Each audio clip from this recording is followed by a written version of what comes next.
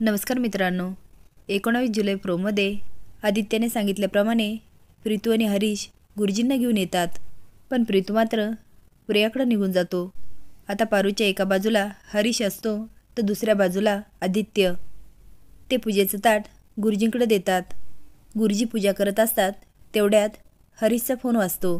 तो खिशातून मोबाईल काढतो आणि बघत म्हणतो, सॉरी मोहन सरांचा आहे, काहीतरी महत्त्वाचं असेल, मी आलोचा. तो बाजूला जातो आणि फोनवर बोलत असतो. तेवढ्यातच गुरुजींची पूजा संपते.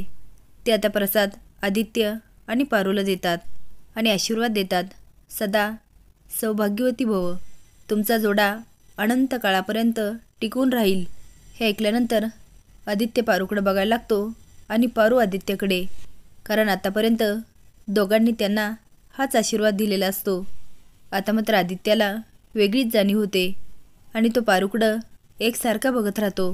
तुम्हाला काय वाटतं, पारूने हरीशसोबत लग्न करायला हवं की आदित्यसोबत? हे कमेंट बॉक्समध्ये नक्की सांगा. नवीन अपडेट जाण्यासाठी लाईक आणि सबस्क्राईब करा. धन्यवाद.